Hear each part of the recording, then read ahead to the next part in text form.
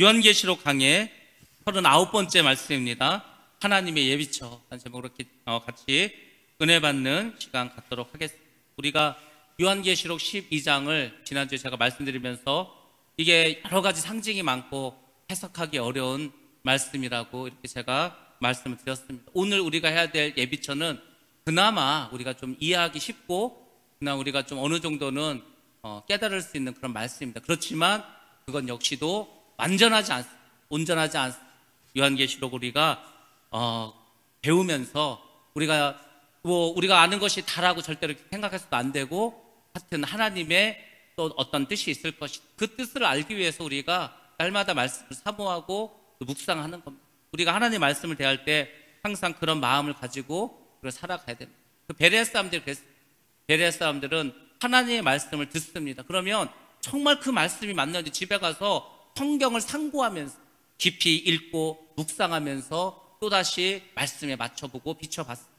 우리의 신앙생활이 그러해야 합니다. 그렇지 않으면 성경에도 없는 말을 마치 성경에 있는 것처럼 잘못 알아서 그렇게 우리가 행하는 것이 많이 있습니다. 실제로 그런 것이 여럿 있습니다.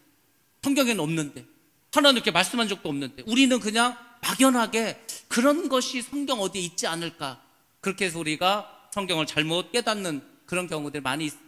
또 어떤 거는 실제로 성경에 있는데 같이 성경에 없는 것처럼 생각하고 말할 수도 있습니다. 아무튼 오늘 12장 말씀 참 중요한 말씀이고, 여러분들이 꼭 깨달아서 정말 예비처 참 중요합니다. 우리가 휴거되지 못하면 예비처라도 가서 양육을 받고 그 피난처에서 여러분들이 1260일 3년 6개월을 잘 지내셔야 합니다. 그래야 주님께서 오셨을 때 여러분들이 천국에 갑니다. 제가 오늘 새벽 예배 때도 말씀드렸습니다. 무엇이든지 어떤 곳이든지 목적을 잃어버려서는 안 된다고. 학생은 왜 학교에 갑니까? 그 학교가 급식이 맛있어서 갑니까? 교복이 이뻐서 갑니까? 그게 아닙니다.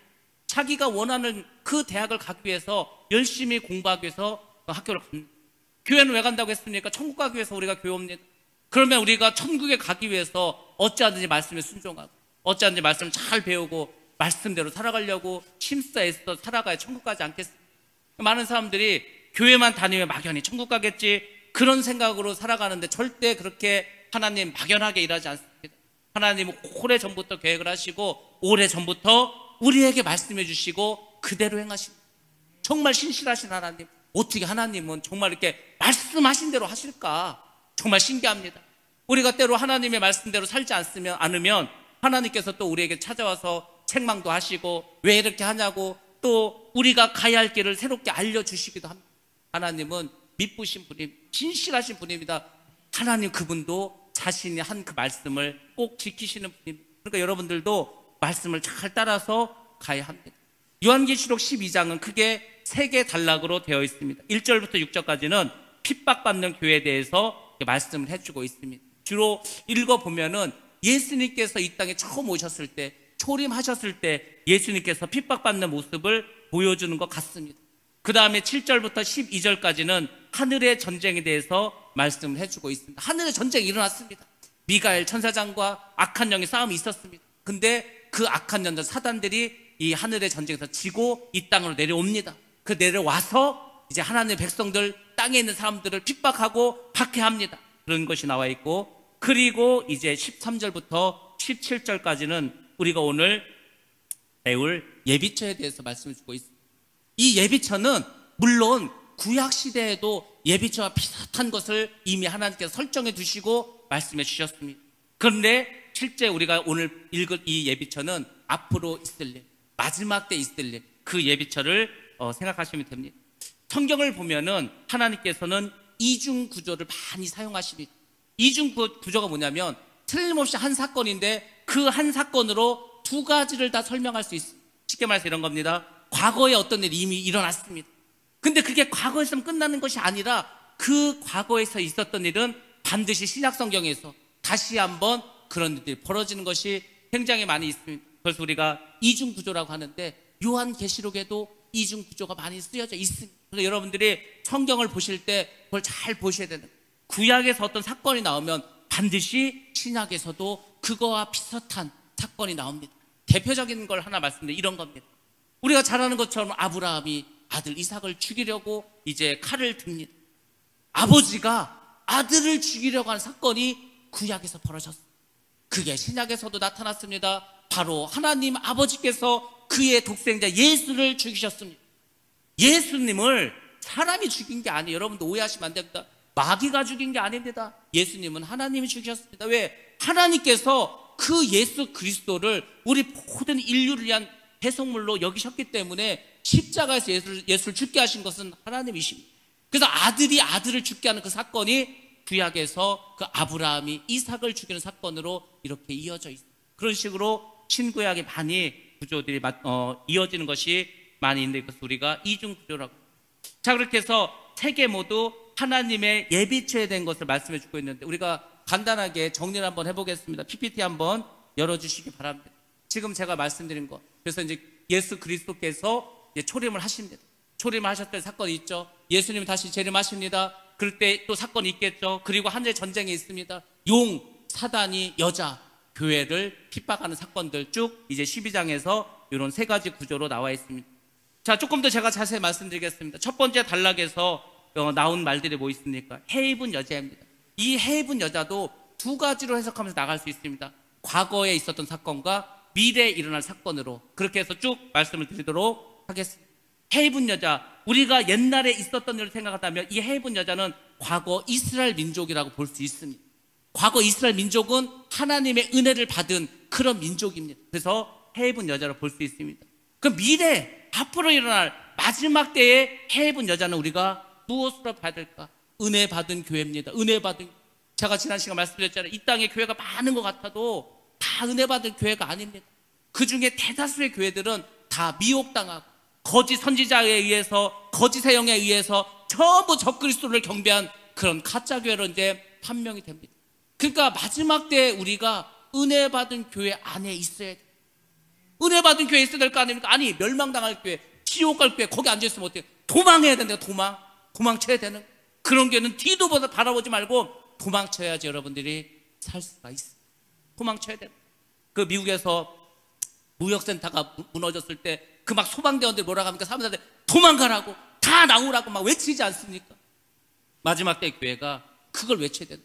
이 세상이 지금 멸망당한다고. 이 교회는 하나님이 살아계신 교회가 아니고 사람이 지은 교회고 이것은 적그리스도를 섬기는 교회라는 것을 외쳐야 된다. 그리고 그 교회 나오라고 자꾸 사람들에게 이야기해줘야 됩니다.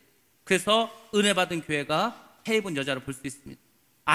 여자가 낳은 아이가 나옵니다. 이것은 우리가 옛날로 보자면 그리스도, 예수를 상징한다고 볼 수 있습니다. 그리고 앞으로 일어날 일로 볼 때는 여자가 낳은 아이는 결국 성도인데 어떤 성도냐? 이 아이가 나중에 승천하게 됩니다. 그래서 축원받을 성도라고 보십니다. 제가 말씀드렸잖아요. 우리 생각보다 축원받는 사람들이 많지 않다는. 그러니까 여러분들이 정말 말씀대로 깨끗하게, 거룩하게, 온전하게 살아야 돼요. 그렇지 않습니까? 우리의 믿음의 수준을 너무 낮춰놨다 그랬잖아요. 제가 오늘 새벽 예배 때 하나님의 기준에 맞춰야 되는데 우리는 어느 순간 너무 믿음의 기준을 낮춰놓고 이 정도만 믿으면 천국 가는 거죠. 그렇지 않습니다. 우리는 지금 70년대, 80년대, 90년대보다도 훨씬 더 믿음이 떨어져 있습니다. 코로나 때문에 더 많이 떨어져 있습니다. 코로나 때문에 16%의 교회가 예배를 드리지 않습니다. 많은 성도들이 지금 떠나가고 있습니다. 최소한 20, 30%는 코로나가 끝나도 교회를 떠날 거라고 그렇게 지금 통계적으로 보고 있습니다. 그런 세상을 살아가고 있는데 여러분들이 어떻게 하셔야 되겠습니까? 정말 우리가 말씀대로 온전하게 거룩하게 살아야 되지 않겠습니까? 그 사람들이 휴거 받게 됩니다. 그리고 큰 붉은 용이 나옵니다. 당연히 이것은 사단을 의미합니다.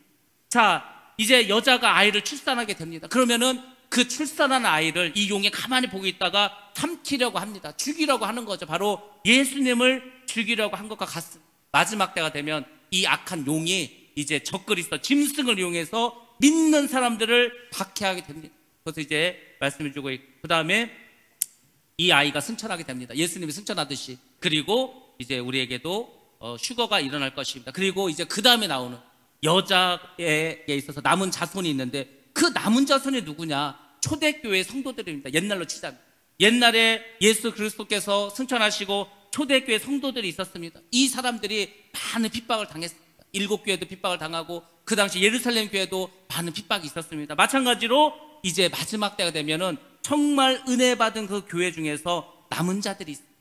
추거되지 않고 남은 자들. 그 사람들 어떻게 해야 되는가? 광야로 도망가라. 예루살렘 교회가 멸망당했어요. 그래서 결국 예루살렘에 있는 그 성도들이 전 세계로 다 떠나갑니다. 디아스포라를 만들어서 다 이제 다른 외국에 가서 예배를 드립니다. 마찬가지로 이제 이 땅을 적그리스도 짐승이 다스리는 그런 세상이 되면은 교회가 다 이 눈에 보이는 지상교회가 다 없어져 버립니다. 그럼 어떻게 되겠습니까? 남은 자들은 도망쳐야 됩니다. 어디로? 광야로. 그 광야가 어디입니까? 하나님께서 예배해 주신 예비처라는 겁니다. 여러분들이 이제 그렇게 생각하시고 말씀을 드리면 됩니다. 두 번째 단락, 하늘의 전쟁이 있다고 말씀드렸습니다. 바로 여자의 후손, 마지막 때의 그 교회 공동체가 악한 마귀에 의해서 박해를 받는 것이 나옵니다. 세 번째 단락, 이제 독수리의 날개를 받아서 예비된 곳으로 이 남은 자들이 이끌려 갑니다. 그곳에서 1260일 동안 양육을 받게 됩니다.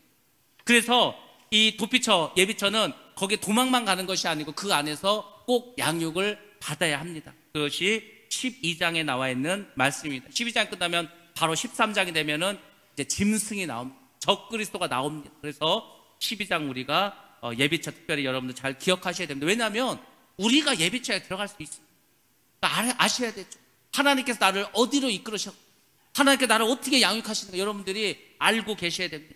자, 하나님의 예비처라는 게 있는데 이것도 마찬가지입니다. 하나님께서는 이 예비처의 그 모형을 이미 구약시대 때 보여줄 수 있어요. 그것이 어딘지 아십니까? 고센이라는 곳입니다. 고센. 고센 땅이 어디입니까? 고센 땅. 고센 땅이 어디죠? 요셉이 자기 아버지 그리고 자기 형제들 다 이제 애굽으로 끌고 내려왔어요. 그렇죠? 그 이제 바로왕이 말하는 거야. 너희들이 이 땅에 사는데 내가 어느 땅을 주기를 원하냐? 근데 사실 유대인들은 유목민들이기 때문에 농사지을 땅이 필요하지 않았어. 우리에게 고센 땅을 달라. 그 고센 땅은 이스라엘 사람들이 나 좋아하지 애굽 사람 좋아하는 그런 땅이 아닙니다. 그곳은 뭐 짐승이나 키울 수 있지 농사 지을 수 있는 그런 곳이야.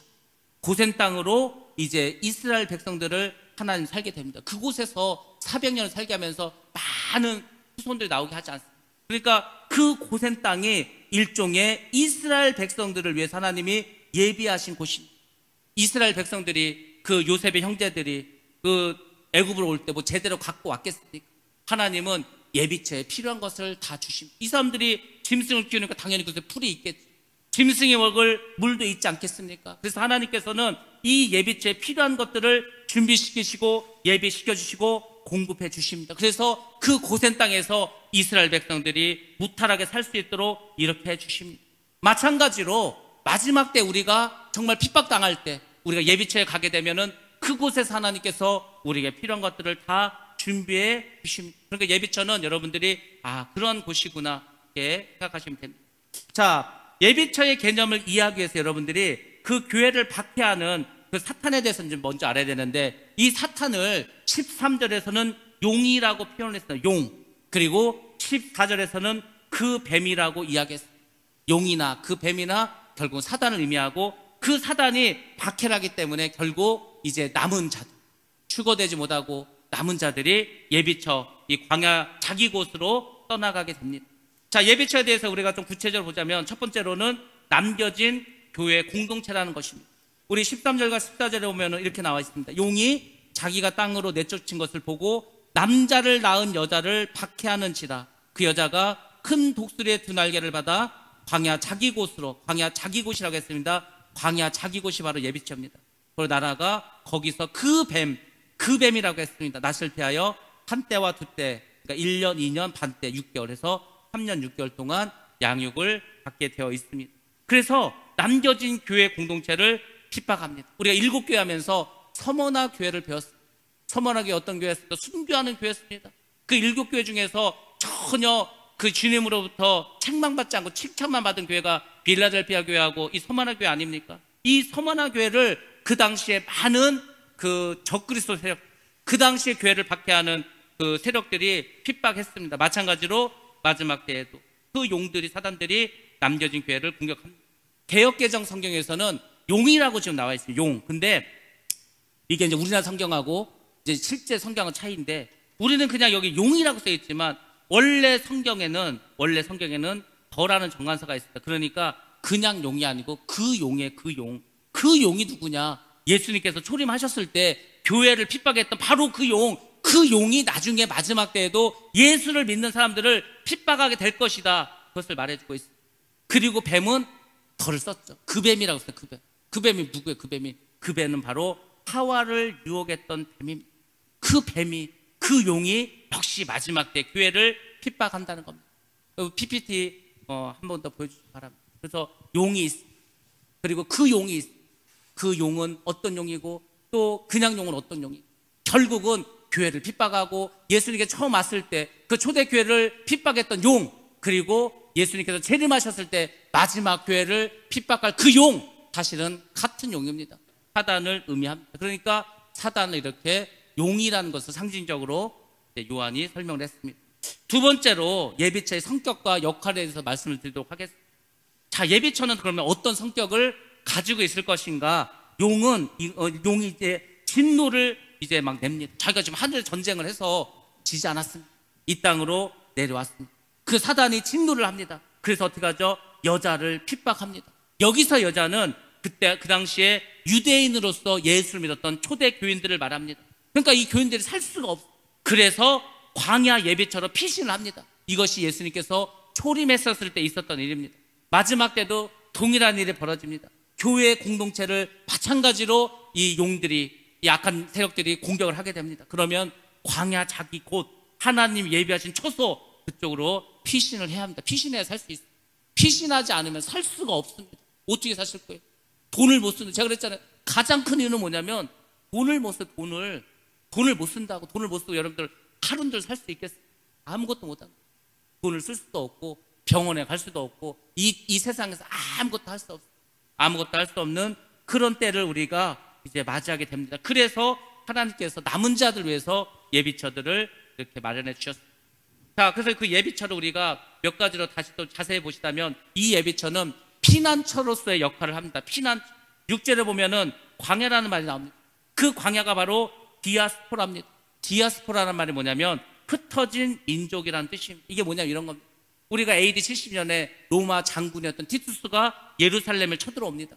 성전을 무너뜨리고 그곳에 있는 모든 집을 부셔버리고 더 이상 사람이 살지 못하게 합니다. 왜? 예루살렘에 있는 그 유대인들은 하나님을 믿어 선민 사상이 있어. 그래서 로마가 볼 때는 이 식민지로서 너무 맨날 언제든지 반역을 할 수도 있고 귀찮은 존재입니다. 그래서 예루살렘의 사람들 다 내쫓아 버립니다. 그래서 예수를 믿는 사람들이 그때 이제 여러 곳으로 떠나게 됩니다. 보아시아로 떠나기도 하고. 그래서 이제 7교회가 거기 세워졌겠죠. 로마로도 간 사람이 있습니다.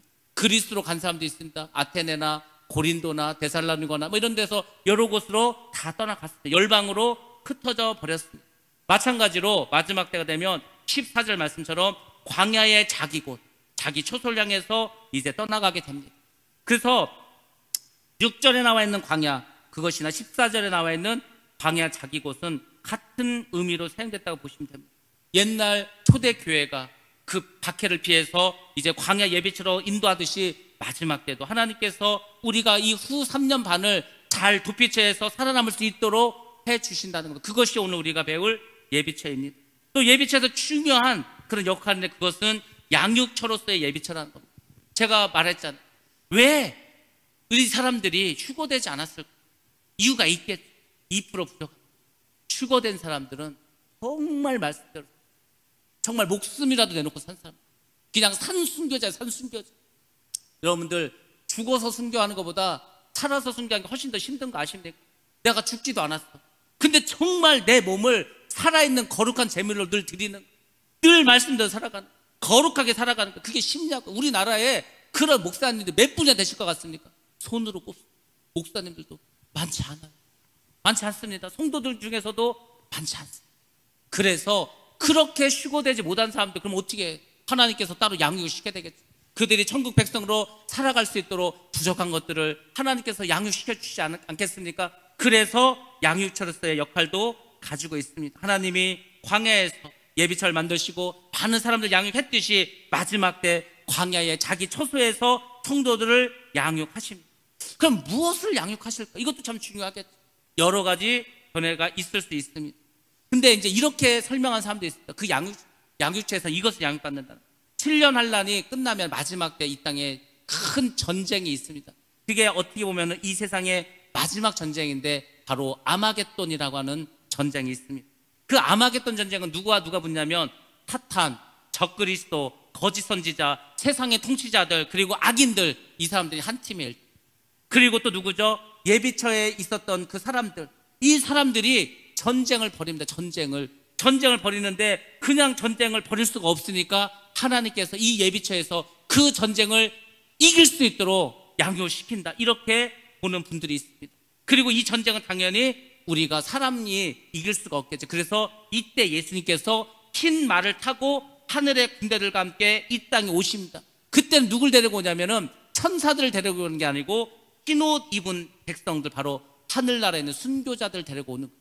예수님께서 신발을 타고 순교자들 하늘에 데리고 오고 이 땅에서 그 예비처에서 양을 받은 그 사람들, 정말 세마포를 입은 그 사람들이 한 팀이 돼서 마지막 전쟁을 벌인다. 그래서 이 양육처로서 예비처가 필요하다, 이렇게 설명하는 분이 있습니다. 또 어떤 분들이 이렇게 말합니다. 이 예비처에서는 이 양육을 받는데 어떤 양을 받냐면 우리가 천국에 가서 살 수 있도록 우리의 부족한 것, 우리의 연약한 것들을 말씀을 통해서 계속 교육시킨다.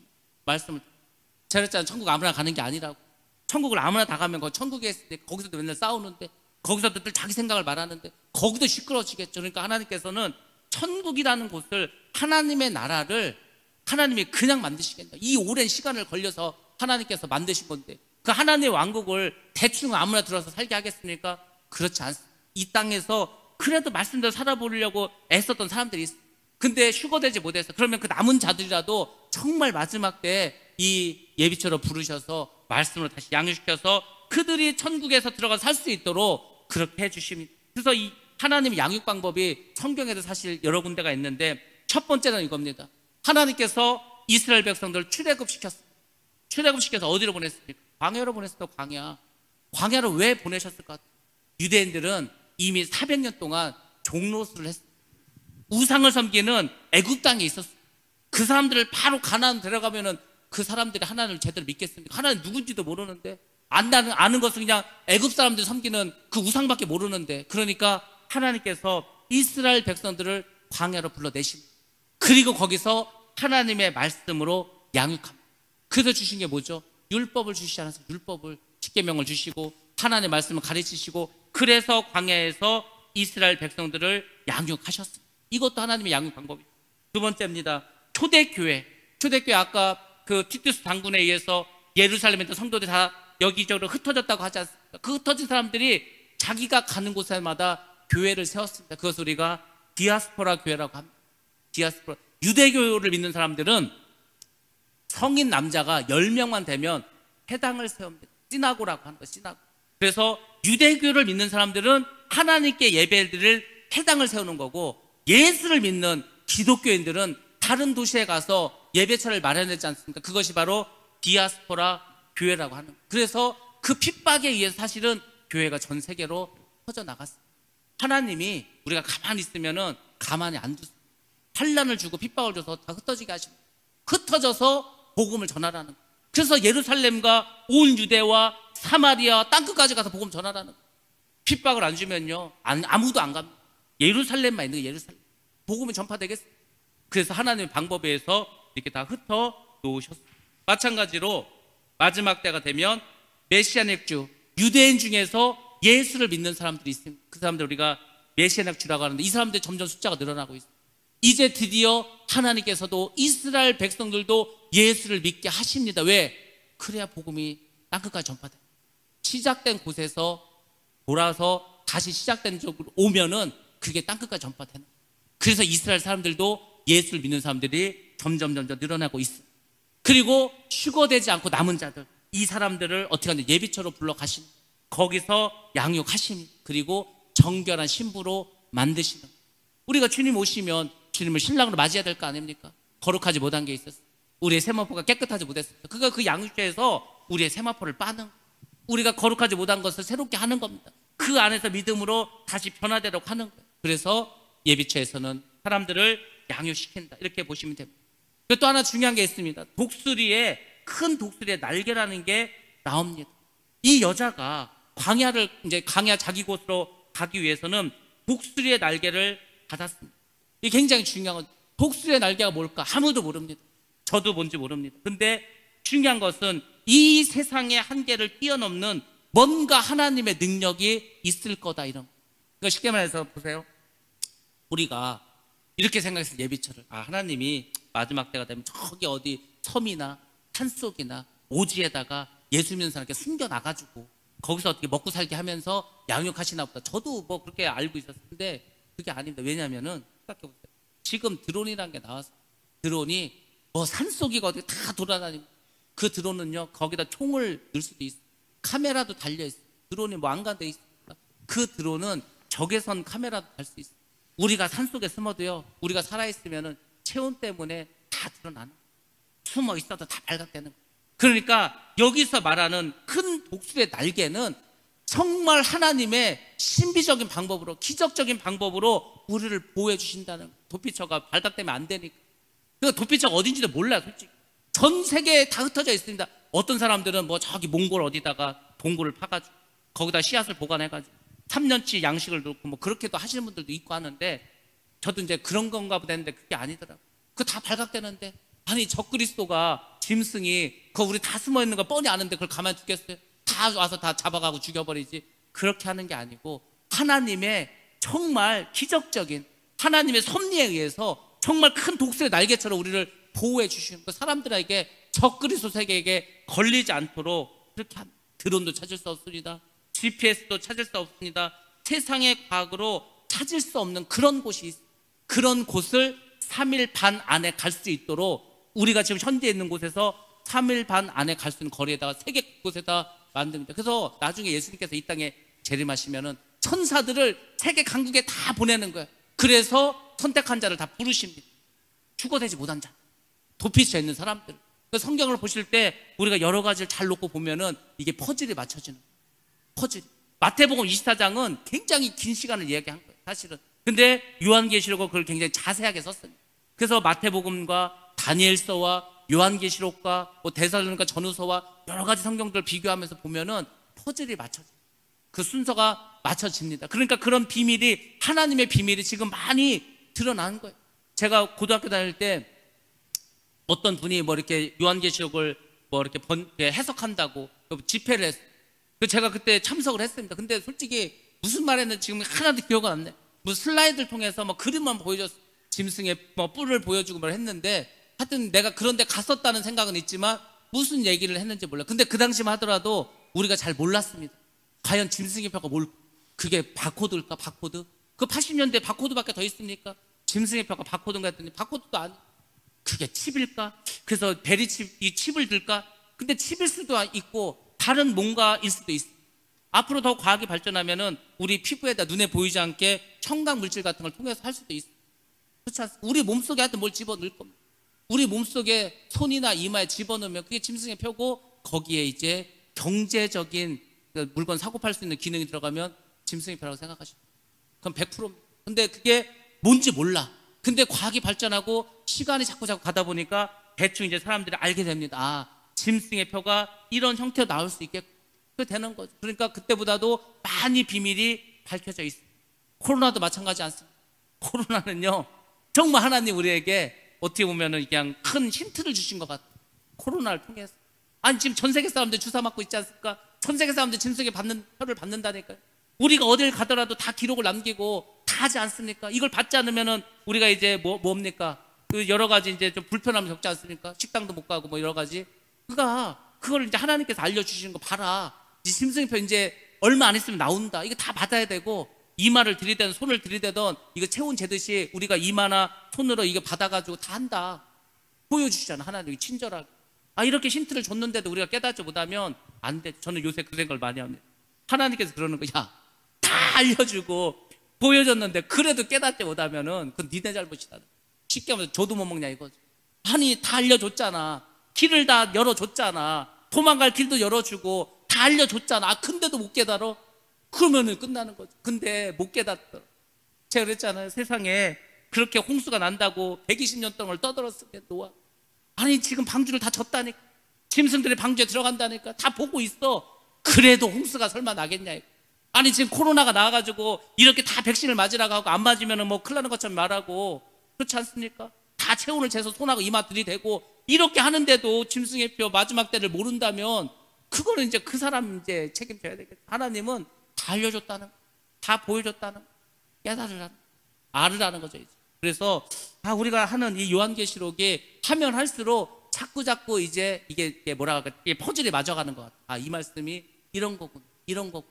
12장도 처음에는 굉장히 난해한 구절이었는데 이게 자꾸 시간이 가고 마지막 때 가까우니까 이게 이제 비밀이 열리는, 깨달아지는. 그것을 이단들은 마치 자기들 엄청난 걸, 대단한 것을 발견한 것처럼 거짓말하는데 거기 현혹되면 안 되는.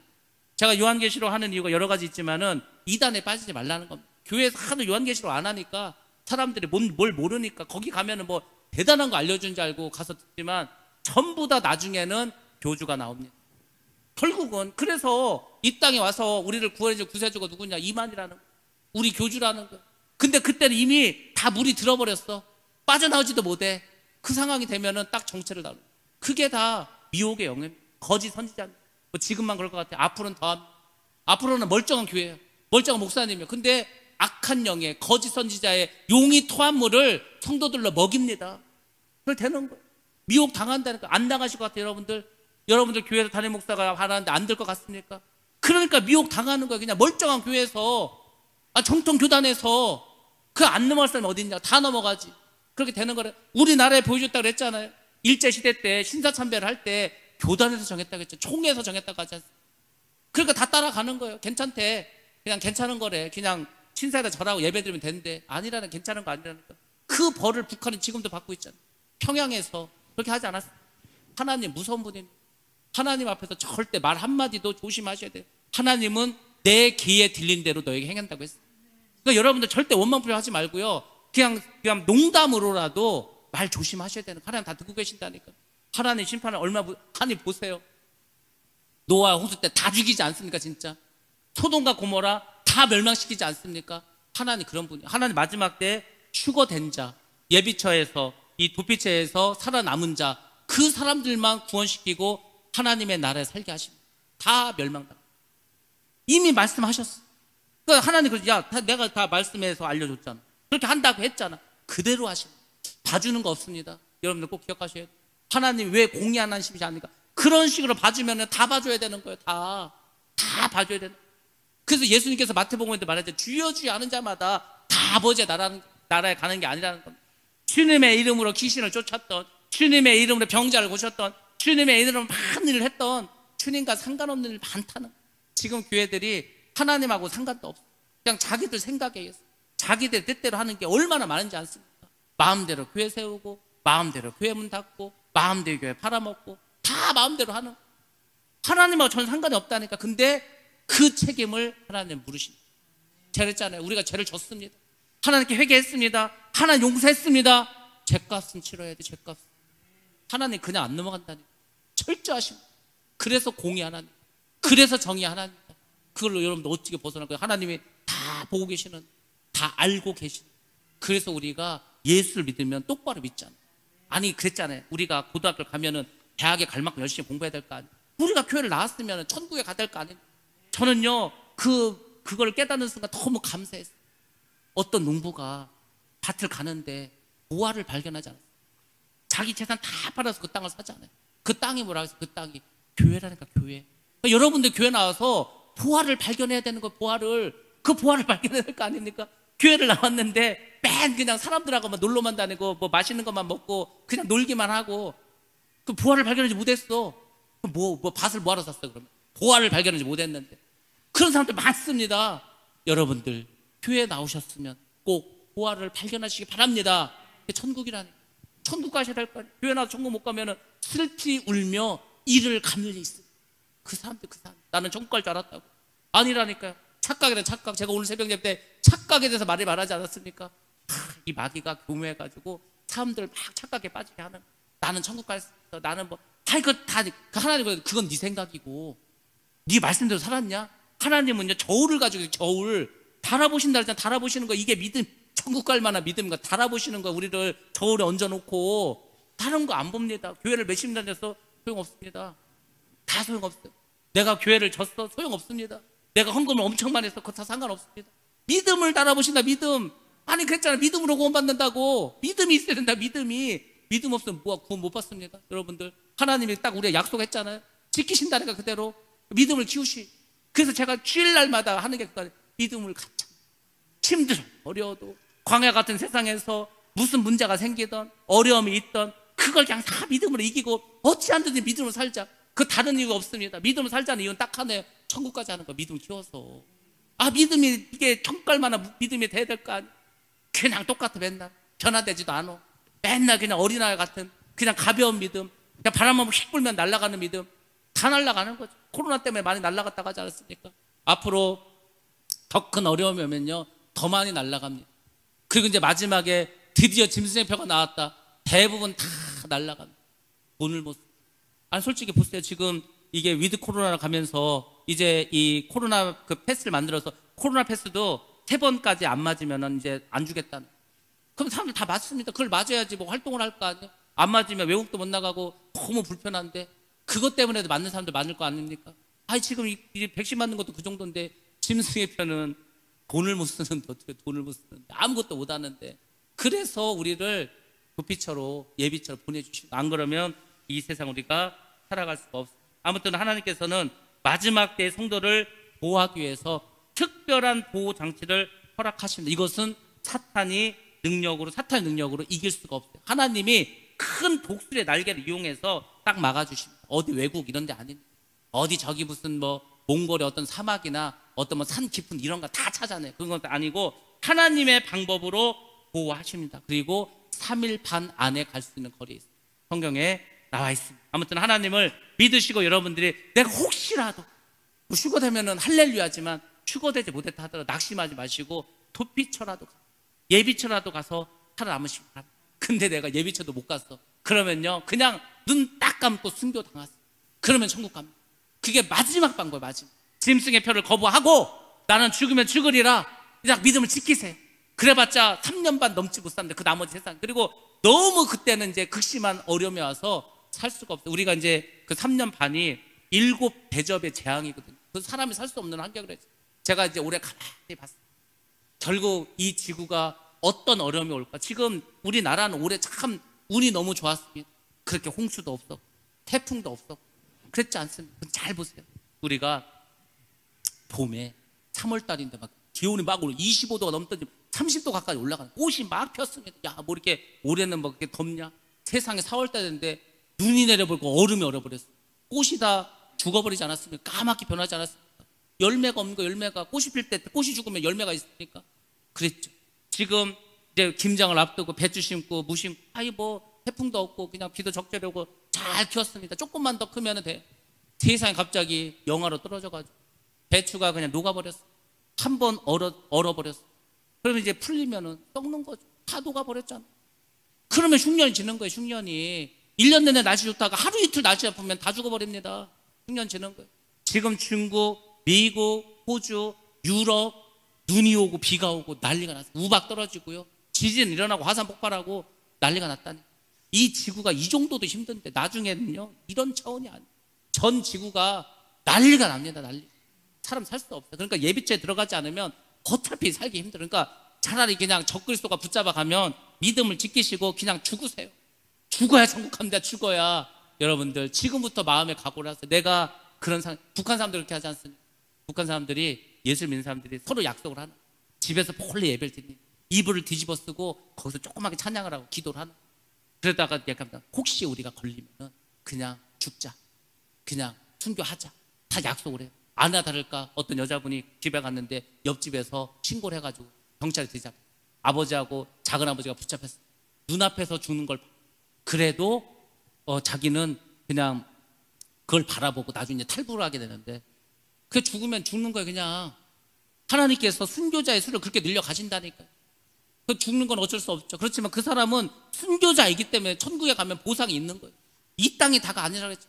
이 땅은요 우리가 그냥 제가 그랬잖아요. 없어도 없는 대로 기쁘게 살고, 몸이 아파도 아픈 대로 그냥 또 마음속으로 감사하며 살고, 그냥 그렇게 사는 거예요. 이 세상은 잘 살아도 거기고 못 살아도 거기고, 건강해도 거기고 아파도 거기고, 다 거기서 거기니까 이 세상은 그냥 이렇게 사셔. 그리고 여러분의 본향 천국에서 하나님 주시는 그 면류관, 의의 면류관 다 받아 쓰시고 천국에서 기쁘게 그렇게 살아가시기 바랍니다. 천국 가면 눈물이 없어. 천국 가면 아픔도 없어. 천국 가면 우리가 늙어 죽지도 않습니다. 그 좋은 거 소망하시고 그렇게 살아가시기 바랍니다. 예비처의 운영 기간이 있습니다. 결국 그 계시록 12장은 마지막 때에 환난 때에 하나님께서 우리 교회 공동체 믿음의 사람들을 어떻게 성도들을 보호하시는가 이것에 대해서 보여주고 있습니다. 그 기간이 1260일, 한때, 두때, 반때, 3년 6개월입니다. 자, 12절과 13절에 보면 이 사단이 여자의 후손을 핍박하는 원인에 대해서 말해주고 있습니다. 두 가지 이유가 있어요. 왜 사탄이 그러면 왜 이 여자의 후손들, 그 남은 성도들을 핍박할까? 첫 번째 이유는 하늘의 전쟁에서 패배했기 때문에 자기들이 이 공중권세를 잡고 있어요. 공중권세를 지금도 잡고 있다고 했잖아요. 우리가 기도를 하면은 그게 다 천국으로 올라가는 게 아니에요. 공중권세 잡고 있는 그 악한 영들이 막는다니까. 막고 있어요. 근데 그 악한 영들이 이제 전쟁에서 지고 이 땅으로 내려옵니다. 그 전쟁 왜 한다고 그랬어요? 예수님께서 처음에 공중으로 재림하실 거거든. 그러니까 그 공중의 악한 영들을 다 몰아내는 거예요. 이미 미가엘 천사장이 내려와서 그 공중권세 잡고 있는 악한 영들을 공중에서 몰아냅니다. 땅으로 쫓겨나겠죠. 그리고 예수님은 그 공중으로 재림하시는 거예요.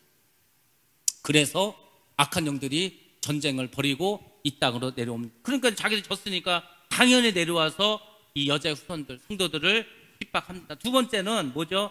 자기의 때가 얼마 남지 않았기 때문에 이게 중요합니다. PPT 한번 보도록 하겠습니다. 자기의 때가 얼마 남지 않았어요. 그렇죠? 사단이 박해하는 원인 두 가지라고 하지 않았습니까? 왜 분노합니까? 하늘의 전쟁에서 졌습니다. 그렇죠? 자기가 이제 살아갈 날이 얼마 남지 않았어요. 그래서 이제 사단이 박해를 하고 하나님의 사람들은 이제 예비처로 가서 살게 해주고. 그러니까 자기들도 알아요. 사단들이 이 세상을 얼마나 자기 세상을 만들고 자기들 멋대로 그렇게 했습니까? 아담과 하와가 범죄하면서부터 사단이 이 세상에서 자기가 주인 노릇 한 거예요. 죄가 들어왔으니까 그 죄악된 세상을 아담과 하와부터 지금까지 계속 해온. 그러다가 이제 이때가 되면은 자기 때가 이제 얼마 남지 않아요. 길어야 3년 반입니다. 길어야 3년. 그래서 이제 하나님의 자녀들을 계속해서 핍박을 합니다. 그래서 사단은 심판받기 전까지 이제 마지막 활동할 시기가 얼마 남지 않고 그래서 이제 후손들에게 핍박을 하게 됩니다. 이 기간 동안 사단의 분노를 위해서 여자, 그러니까 유대인들 중에서 예수를 믿었던 메시아닉 주나 아니면은 남아있는 자들, 이방인 그리스도인들이 박해를 받습니다. 그래서 그 용이 사단이 이제 어떻게 박해를 이렇게 하는 거예요. 사단은 영적인 존재이지 않습니다. 그러니까 자기가 이렇게 직접 나서서 하는 게 아니고 자기의 그 대리인을 내세웁니다. 그게 12장 마지막에 나옵니다. 마지막에 보면 이렇게 나오죠. 예수의 증거를 가진 자들과 더불어 싸우려고 바다 모래 위에 서 있더라. 누가? 이제 짐승, 적 그리스도. 그래서 13장이 되면 이제 그 바다에서 물에서 짐승이 올라오게 된다. 13장에 보면 내가 보니 바다에서 한 짐승이 나오는, 바다에서 한 짐승이 나오는 적 그리스도가 나오는, 그 적 그리스도는 바로 사단이 이제 권세를 줍니다. 사단의 권세에 의해서 역할을 합니다. 우리 말씀 한번 보겠습니다. 요한계시록 13장 4절과 5절 말씀. 13장 4절 5절. 시작. 용이 그 짐승에게 권세를 주므로 용에게 경배하며 짐승에게 경배하여 이르되 누가 이 짐승과 같으냐, 누가 등이 이와 더불어 싸우리오 하더라. 또 짐승이 과장되고 신성모독을 말하는 입을 받고 또 42달 동안 일할 권세를 받으니라. 이렇게 해서 이제 박해를 합니다. 그리고 이제 또 하나 제가 하나 말씀드린 15절에 보면은 이런 말이 나옵니다. 여자에 대해서 뱀이 그 입으로 물을 강같이 토하여 여자를 물에 떠내려가게 하려 하다, 이렇게 나와 있어요. 이거 잘 아셔야 됩니다. 여기서 보면은 물을 강같이 토한다는 거, 용이. 사단 아니고 사단이 물을 강같이 토해냈다. 물을, 여기서 물은 이제 말씀을 말하게. 그러니까 이 거짓 말씀을 막 토해내는. 그러니까 온 세상이 악한 마귀, 귀신, 용이 말하는 말에 다 오염돼 버립니다. 그래서 막 토해내는 거예요.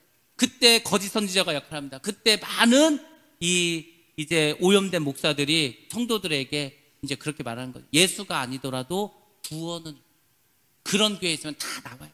그래야 삽니다. 아니, 성경에서는 아버지, 나로 말미암지 않고는 아버지의 갈 자가 없다고 예수님께서 분명하고 확실하게 말씀하셨는데, 예수가 아니고서도 하나님께 갈 길이 있다 그렇게 말하면 전부 가짜입니다.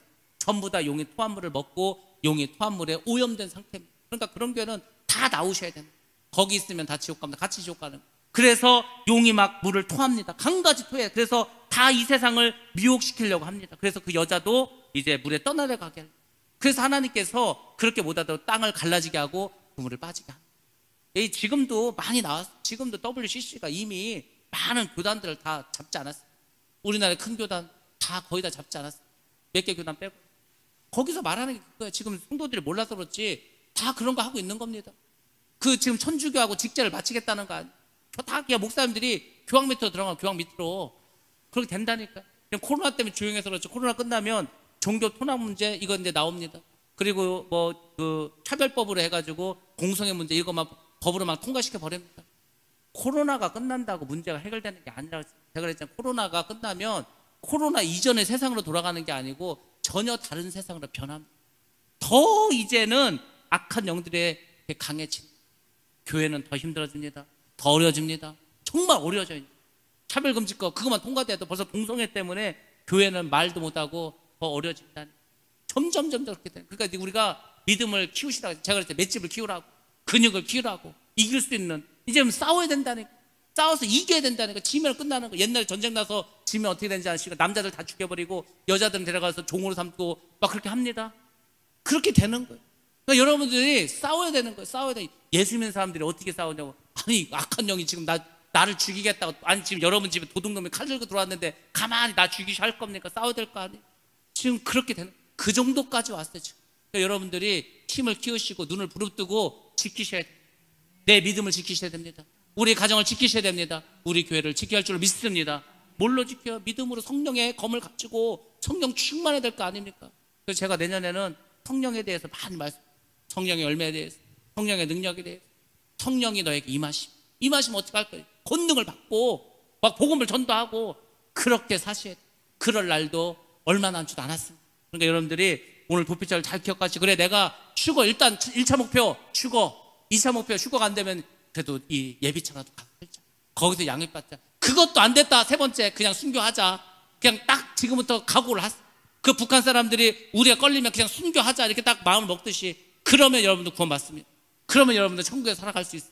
그러니까 그런 마음을 가지셔야 돼요. 아니 지금 우리가 그런 거 가지고 생각해야 될 텐데 뭘 지금 다른 거 갖고 뭐가 어떻고 그럴 때가 아니라니까요. 땅 따먹기 하는 거잖아. 땅 따먹기 뭐 야 이게 한 뼘인데 이게 닿냐 안 닿냐 그런 거 싸울 때가 아니에요. 지금 정신을 차리고 천국 가기 위해서 열심히 믿음으로 살아가셔야 됩니다. 자, 아무튼 이 기간 동안에 박해가 있습니다. 이 시기가 지나면 그리스도 예수께서 다시 오셔서 재림하십니다. 그리고 철장으로 만국을 다스리는 이때는 주님께서 왕으로 왕 중에 왕으로 오십니다. 왕관을 쓰고 오십니다. 여러 개 쓰고 오십니다. 그리고 심판주로 오십니다. 심판하십니다. 다 심판하시고 왕노릇 하십니다. 왕노릇 한다는 거, 왕이 되신다는 거 어디서? 메시아 왕국에서, 천년 왕국에서 왕으로 살아가십니다. 예비처는 공급하고 준비하고 예비한다는 그런 의미를 갖고 있습니다. 근데 그 예비처는 두 가지 역할을 합니다. 피난처 역할을 하고 양육처 역할을 합니다. 우리가 그동안은 피난처만 생각했어요. 피난처. 그러니까 저기 어디 몽골에 가고 저기 어디 산속에 들어가고 그것만 생각했습니다. 피난처라는 것은 원어의 뜻이 도망하다, 달아나다 이런 뜻이에요. 요새란 말이 있어요. 근데 이것만으로는 부족합니다. 이것만 부족. 그 예비처는 반드시 양육의 역할을 해야 됩니다. 그래서 정결한 신부로 양육을 받아야 되는 거예요. 하나님께서 괜히 예비처에 보내주는 게 아니고 거기서 너희들 천국 백성으로 살아갈 만큼 믿음을 키우라는 거예요. 그 부족한 부분을 메꾸라는 것입니다. 그래서 천국 백성으로 완전히 살아갈 수 있도록 변화시킬 수 있도록 그렇게 해 주십니다. 제가 오늘 새벽 예배 때 육에 속한 사람이 되지 말라고 말씀드렸습니다. 오늘 고린도전서 2장 14절 말씀이었습니다. 육에 속하면은 어떻게 된다고 했죠? 성령의 일을 받지 못합니다. 성령이 하시는 일을 몰라요. 성령이 하시는 일을 모르죠. 왜? 세상 일에만, 육신의 일에만 다 생각이 들어가 있으니까. 성령이 하시는 일을 어리석은 것으로 봅니다. 알 수도 없습니다. 여러분들 성령의 일을 여러분들 보셔야 돼요. 성령이 하시는 일을 여러분을 받으셔야 됩니다. 기도하시면서 성령의 음성을 들으셔야 돼요. 말씀을 들을 때 깨달아져야 됩니다. 아, 지금 어떤 때구나. 깨달음이 있어야 됩니다. 영적인 것은 영적으로만 분별할 수 있어요. 영적인 일을 육신으로 분별할 수 있으니까 우리가 없죠. 그러니까 여러분들이 영의 사람이 돼야 되는 거예요. 이제는 육에 속한 사람은요, 제가 그랬잖아요. 육신으로 태어났다가 육신이 죽고 지옥 갑니다. 왜? 영이 죽어 있기 때문에. 영의 사람들은 육신으로 이 땅에 태어나지만 중생을 해서 거듭나서 니고데모에게 말씀한 것처럼 물과 성령으로 거듭났기 때문에 그 영혼이 살아났기 때문에 하나님께서 영생을 주셔서 천국 가서 영원히 살 수 있습니다. 근데 육에 속한 사람은 그 영이 죽어있기 때문에 천국에 들어갈 수도 없고 들어간 데 살 수가 없습니다. 왜? 천국 영원히 사는 곳이.